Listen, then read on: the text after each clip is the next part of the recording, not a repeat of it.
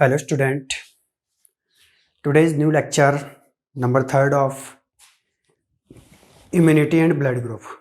Previous lecture में अपन ने antigens और एंटीबॉडी, एक तरह से एंटीजेंस के बारे में डिस्कस किया था, या फिर अपन ने इम्यूनिटी के बारे में पूरा कंप्लीट डिस्कस किया था.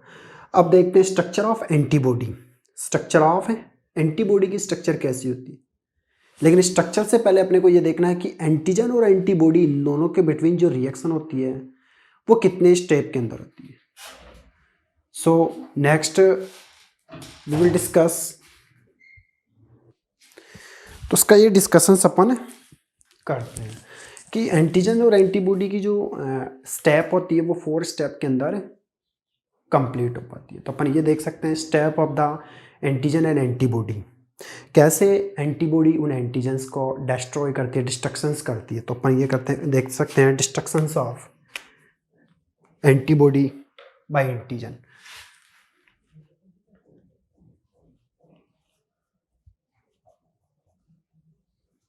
Destructions of antigen by antibody by antibody. तो ये अगर अपन देखें तो ये एंटीबॉडी ने एंटीजन को कैसे डिस्ट्रॉय करती है. It is complete in the 4 step. ये 4 स्टेप में कंप्लीट होता है. आपको पता है कि एंटीजन एंटर करते हैं तो एंटीबॉडी बनती है. तो अब पहला आता है differentiate between antibody, differentiate between antigen and antibody, कि एंटीजन और एंटीबॉडी के बिटवीन डिफरेंशिएट करना है कि जो एंटीबॉडी वो एंटीजन्स का डिफरेंशिएशंस ऑफ एंटीजन का डिफरेंशिएशंस करती है कि वो एंटीजन इंटरनल पहले से प्रेजेंट है या एक्सटर्नल आया हुआ है, कहीं से बाहर से आया हुआ है, या फिर पहले से अंदर की तरफ प्रेजेंट होता है. तो पहला जो पॉइंट आता है वो क्या आता है, differentiation between of the antigens is that internal और एक्सटर्नल. तो फर्स्ट पॉइंट अपना क्या आता है, differentiation of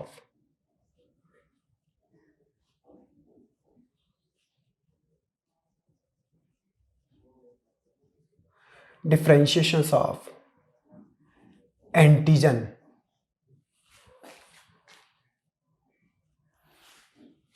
एंटीजन्स का डिफरेंशिएशंस, इट इज एक्सटर्नली और इंटरनली, कि एक्सटर्नली प्रेजेंट है या फिर इंटरनली प्रेजेंट है, अंदर से है या पहले से ही अंदर से है या बाहर से आया हुआ है. दूसरा अपन देख सकते हैं formations of the plasma cell by the B lymphocyte active cell, कि जैसे एंटीजन से एंटर कर पाएंगे तो प्लाज्मा सेल्स का फॉर्मेशंस होता है, activations of the plasma cell, formations of the plasma cell by the B cell, beta cell के एक्टिव होने से एंटीजन एंटर करता है तो बीटा सेल क्या हो जाती है, एक्टिव हो जाती है, और वो WBC की बीटा सेल एक्टिव हो जाती है, और एक्टिव होने के बाद में प्लाज्मा जो सेल होता है उसका क्या होता है, फॉर्मेशंस होता है. तो अब वहाँ से जब फॉर्मेशन होता है तो फिर वो प्लाज्मा सेल उस सूटेबल एंटीजन्स के अगेंस्ट एंटीबॉडी बनाती है. तो अब देखते हैं formations of plasma cell. Formation of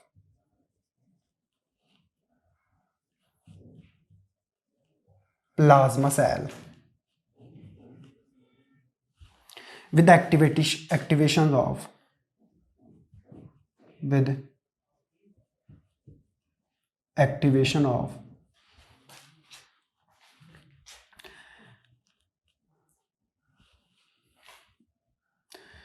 B lymphocyte या B lymph cells with the entering of antigen,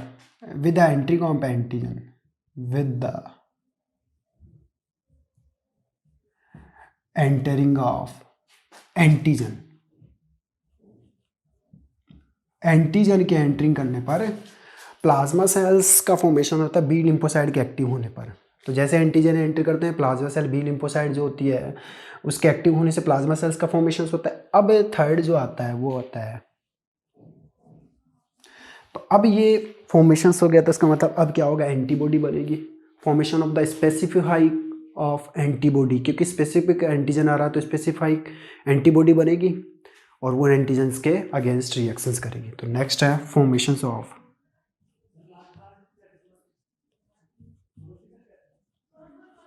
of specific antibody.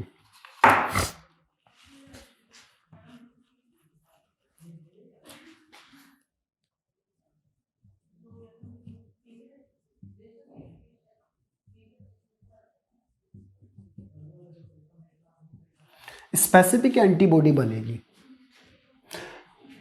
According to antigen, according to antigen, antigen के अकॉर्डिंग स्पेसिफिक है एंटीबॉडी बनेगी। फोर्थ जो स्टेप है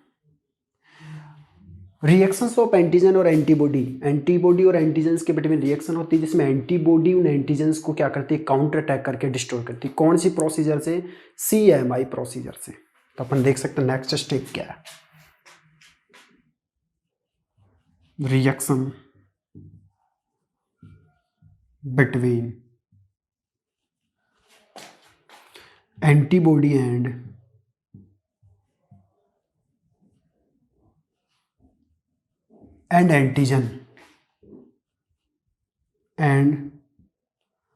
antigen by किस procedure से? CMI procedure से, cell mediate CMI procedure से, bye CMI technique. जो CMI टेक्निक होती है जिसके अंदर सेल मीडिएट इम्यूनिटी, तो ये एंटीबॉडी एंटीजन्स को क्या कर देती है, डिस्ट्रॉय। तो अब यहाँ आवश्यकता है destruction of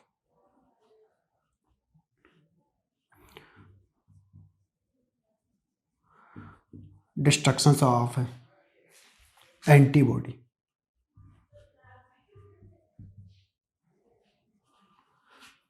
bye antigen, sorry destruction of antigen by antibody.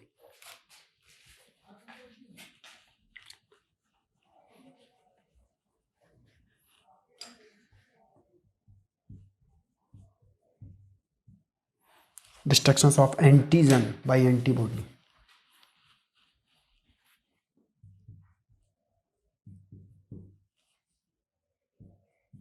by antibody, antibody से इन एंटीजन्स का क्या कर देती है, ये डिस्ट्रक्शन से कर देती है। तो ये फोर्थ स्टेप आपको बता रखी है। फर्स्ट जो डिफरेंशिएशंस है of antigens, it is externally और इंटरनली, कि एंटीजन अगर अपन देखें कि एक्सटर्नली प्रेजेंट है या फिर इंटरनली प्रेजेंट है।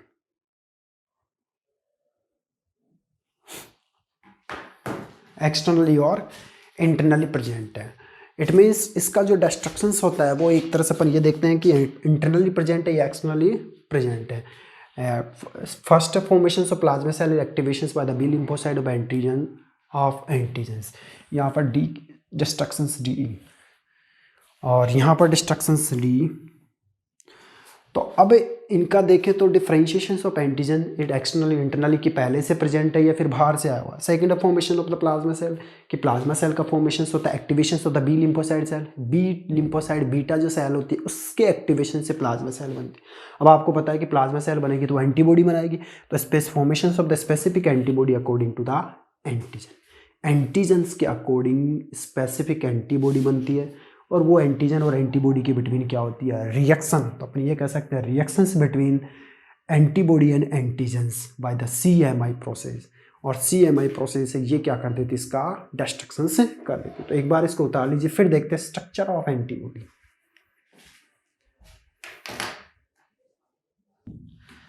नेक्स्ट अपन देखते हैं स्ट्रक्चर ऑफ एंटीबॉडी। एंटीबॉडी की स्ट्रक्चर, पहले एक्चुअल में एंटीबॉडी होती क्या है, antibody also be called immunoglobulin protein. Antibody जो होती है एक तरह से इसको अपन क्या कहते हैं, इम्यूनोग्लोबुलिन प्रोटीन। ये किससे बनी होती है, एक तरह से इसको क्या कहा जाता है, इम्यूनोग्लोबुलिन्स कहा जाता है। It is also be called immunoglobulin, जिसे एक तरह से एंटीबॉडी को इम्यूनोग्लोबुलिन कहा जाता है। इसको शॉर्ट फॉर्म में कहते हैं अपन IG। शॉर्ट जो फॉर्म है इसका IG का मतलब होता है इम्यूनोग्लोबुलिन। इम्यूनोग्लोबुलिन एंटीबॉडी बनती किससे है? That is the form of the plasma cell. Plasma cell से बनती है। जब एंटीजन एंटर करते हैं तो प्लाज्मा सेल्स क्या करती है? एंटीबॉडी बनाने का काम करती है। And it is also be called off the immunoglobulin, जिसको अपने शॉर्ट फॉर्म में कहते हैं IG। इम्यूनोग्लोबुलिन IG कहा जाता है। It is the polypeptide chain. ये कैसी होती है? पॉलीपेप्टाइड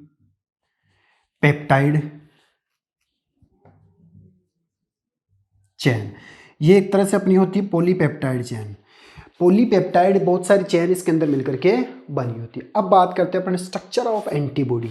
स्ट्रक्चर ऑफ एंटीबॉडी के अंदर अगर अपन देखें, ये HL डाइमर से बनी होती है। किससे बनी होती है? HL dimer. That is made from the HL dimer. HL dimer का मतलब होता है, H का मतलब होता है हैवी चेन या H जोन, जिसको अपन कहते हैं H जोन, और एक होता है L zone. L zone HL dimer, जिसको HL डाइमर कहते हैं। HL dimer. डाइमर का मतलब हो गया दो, तो एक HL डाइमर ये हो गया, एक HL डाइमर ये हो गया। H का मतलब हो गया हैवी जोन, L का मतलब हो गया लाइट जोन। H का मतलब जिसको अपन ये कह सकते हैं हैवी चेन, हैवी जोन या चेन एक ही बात है, और L का मतलब होता है लाइट चेन या जोन एक ही बात है। तो इसका मतलब ये हैवी चेन और लाइट चेन की एक पॉलीपेप्टाइड चेन होती है, जिसके अंदर HL डाइमर प्रेजेंट होते हैं। यहाँ पर ये जो है, ये VL या CL जो एक तरह से लाइट चेन है, और ये जो यहाँ से दिख रहा है यहाँ पर ये हैवी चेन है। तो अपन ये कह सकते हैं एक लाइट और एक हैवी दोनों मिलकर के क्या बनाते हैं? HL dimer. इसका मतलब दो डाइमर इसके अंदर प्रेजेंट होते हैं। एक हैवी जोन प्रेजेंट होता है जिसको H जोन कहा जाता है, एक L जोन प्रेजेंट होता है जिसको लाइट चेन कहते हैं।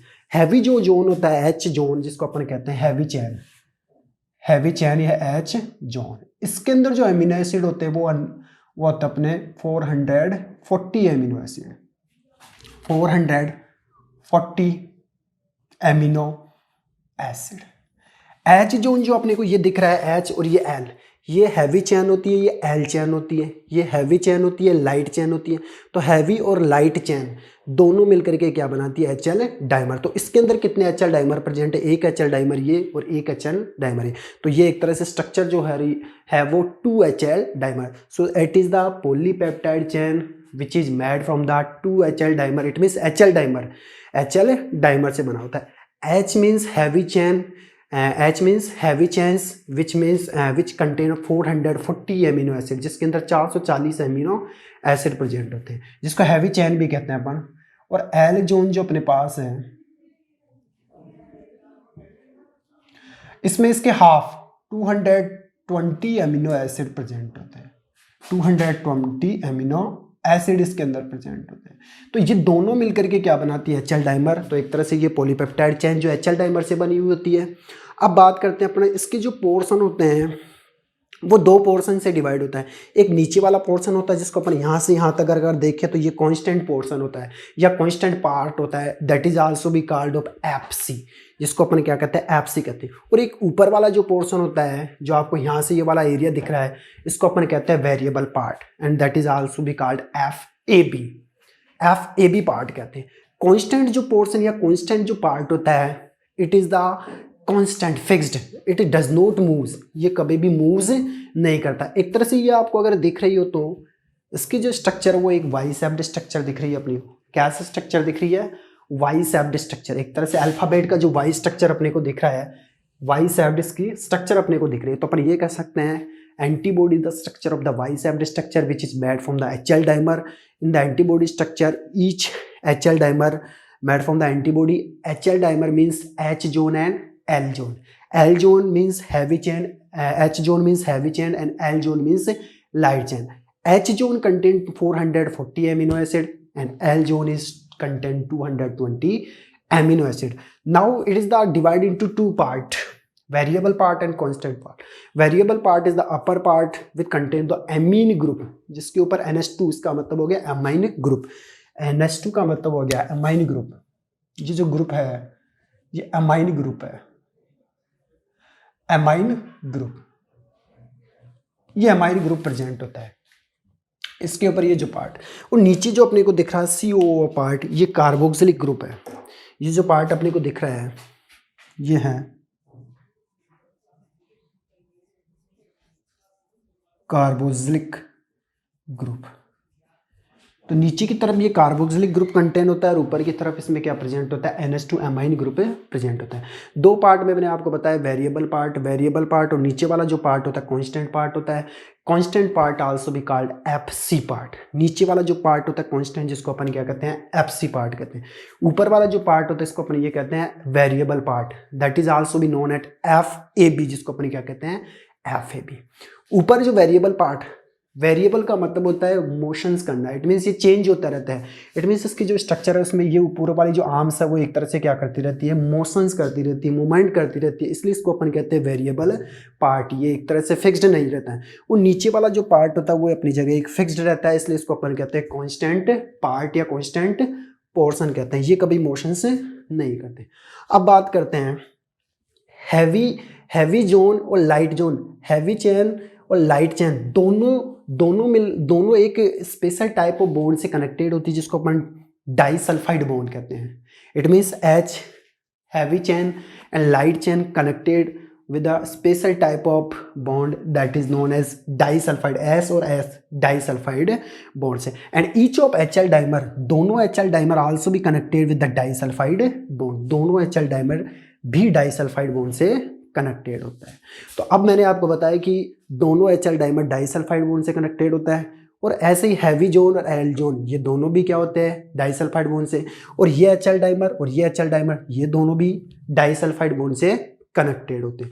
वेरिएबल पार्ट मैंने आपको बताया, जो वेरिएबल पार्ट होता है जो एक तरह से मोशंस करता रहता है, और इसके ऊपर जो कंटेन होता है वो NH2 group amine group present होता है। नीचे वाला जो पार्ट होता है जिसके एंड के अंदर क्या प्रेजेंट होता है, COOH group carboxylic group present होता है। It does not the motion, motion से नहीं करता है। सो ये इसकी स्ट्रक्चर है। अब बात करते हैं इसका जो ऊपर वाला जो पार्ट होता है वेरिएबल पार्ट है, इसको अपन, इसका एक स्पेसिफिक एरिया होता है। ये एक इसका स्पेसिफिक एरिया है, ये इसका स्पेसिफिक एरिया है जहाँ से ये एंटीजन से अटैक करता है। इट मीन्स जैसे एंटीजन का स्पेसिफिक एरिया मैंने आपको बताया था एपिटॉप या एंटीजेनिक डिटर्मिनेंट, ऐसे ही इसका भी एक स्पेसिफिक एरिया होता है जिनसे वो एपिटॉप से क्या करता है, काउंटर अटैक करते हैं। ये एंटीबॉडी इन स्पेसिफिक एरिया इनके वेपन्स होते हैं जहाँ से वो एक एंटीजन्स के एपिटॉप या एंटीजेनिक डिटर्मिनेंट से क्या करता है, काउंटर अटैक करता है, फाइटिंग करता है, जिसको अपन कहते हैं पैराटॉप।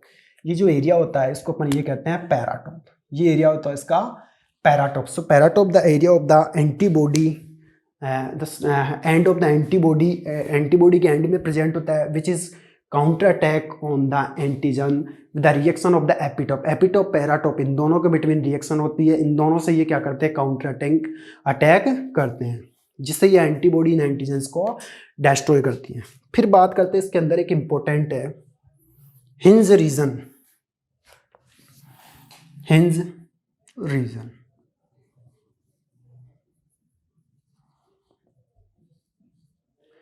हिंज रीजन क्या होता है? Hinge region the originated area of antibody. ये एंटीबॉडी का एक ऐसा स्पेशल एरिया होता है जहाँ पर वेरिएबल और कांस्टेंट पार्ट ओरिजिन होता है। The area of the antibody where is the variable and constant part originate. तो अपन ये कह सकते हैं the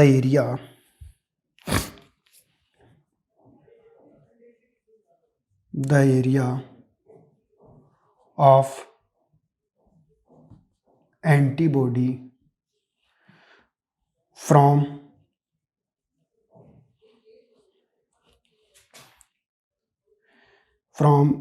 constant and variable part originate, जिससे वेरिएबल पार्ट और कांस्टेंट पार्ट दोनों का क्या होता है, ओरिजिनेट होता है। दोनों क्या हो पाते हैं, ओरिजिनेट हो पाते हैं, इसलिए इसको अपन कहते हैं हिंज रीजन। काफ़ी इंपॉर्टेंट है ये हिंज रीजन, जहाँ से कांस्टेंट और वेरिएबल पार्ट दोनों क्या हो पाते हैं, ओरिजिनेट हो पाते हैं। So that is the structure of antibody. ये स्ट्रक्चर है एंटीबॉडी की। तो एक बार इसको वापस से रिवाइज कर देता हूँ। Antibody is the gamma globulin. एक तरह से कैसी होती है, ये गामा ग्लोब्यूलिन पॉलीपेप्टाइड चैन होती है जिसको शॉर्ट फॉर्म में अपन IG कहते हैं। नाउ द स्ट्रक्चर में अगर अपन देखें, it is form from the plasma cell, ये तो आपको पता है। स्ट्रक्चर में अगर अपन देखें, then antibody is the shaped of the alphabet of the Y shaped. Y shaped की एक अल्फाबेट स्ट्रक्चर से बनी होती है, राइट है।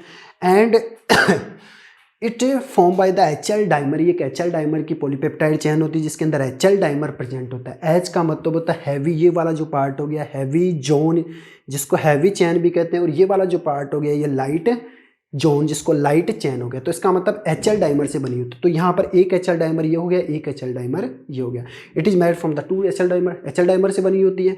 तो HL डाइमर से बनी होती है। जो हैवी चैन या हैवी जो जोन होता है वो 440 एमिनो एसिड कंटेन करता है, while the end zone contain of the 220 amino acid contain. Now it is divided into two part, variable and constant part.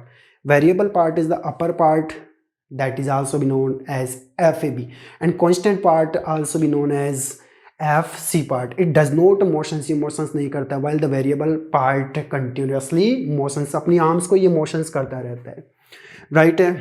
Now the HL dimer connected with the disulphide bond, ये दोनों disulphide bond से connected होते हैं। And 2 HL dimer, ये दोनों HL dimer किससे connected होते हैं, डाइसल्फाइड बॉन्ड से कनेक्टेड होते हैं। फिर मैंने आपको बताया कि इसका एक स्पेसिफिक एरिया होता है, स्पेसिफिक पार्ट होता है जहाँ से वो एंटीबॉडीज़ के ऊपर काउंटर अटैक करता है, उन वेपन्स के थ्रू एंटीजन्स के ऊपर काउंटर अटैक करती है। उन स्पेशल एरिया को पैराटोप कहते हैं। जैसे एंटीजन में एपिटोप होता है, ऐसे यहाँ पर क्या होता है, पैराटोप होता है। तो पैराटोप से ये एपिटोप से काउंटर अटैक करता है। फिर मैंने आपको बताया कि यहाँ पर इसका जो वेरिएबल पार्ट है उसके ऊपर NH2 ग्रुप होता है, और नीचे वाला जो कांस्टेंट पार्ट है उसके ऊपर COOH ग्रुप, कार्बोक्सिलिक ग्रुप है, प्रेजेंट होता है। सो ये एक तरह से आपकी स्ट्रक्चर हुई, स्ट्रक्चर ऑफ एंटीबॉडी। एंटीबॉडी की स्ट्रक्चर अपने पास आई है। तो ये आपके structure of antibody made from the immuno, it is also be known as immunoglobulin, जिसको एक शॉर्ट फॉर्म में क्या कहते हैं, IG मीन्स होता है इम्यूनोग्लोब्यूलिन। तो आज के लेक्चर में मैंने आपको बताया step of the reactions between antigen and antibody. Antigen और एंटीबॉडीज के बिटवीन क्या स्टेप होती है, कैसे वो डिफरेंशिएटेड करते हैं कि एंटीजन से एक्सटर्नली प्रेजेंट होता है या इंटरनली प्रेजेंट होके आया है। फिर डिफरेंशिएशंस करने के बाद में क्या करते हैं, formations of the plasma cells by the B lymphocyte activations. B lymphocyte cell के एक्टिवेशन से प्लाज्मा सेल का फॉर्मेशन होता है। थर्ड मैंने आपको बताया कि एंटीबॉडी बनती है, और फिर आपको बताया कि एंटीजन और एंटीबॉडी इन दोनों के बिटवीन रिएक्शन होती है जिसके अंदर एंटीबॉडी उन एंटीजन को क्या कर पाती है, डिस्ट्रॉय कर पाती है। उस पूरी प्रोसीजर को अपन क्या कहते हैं, CMI। फिर स्ट्रक्चर ऑफ एंटीबॉडी जो एक तरह से वाई शेप्ड स्ट्रक्चर होती है, ये काफ़ी इंपॉर्टेंट है। Now in the next lecture we will discuss a new topic, इसमें टाइप ऑफ एंटीबॉडी एक तरह से जिसके अंदर IgD, IgA जो भी है वो टाइप ऑफ एंटीबॉडी डिस्कस करेंगे। Thank you.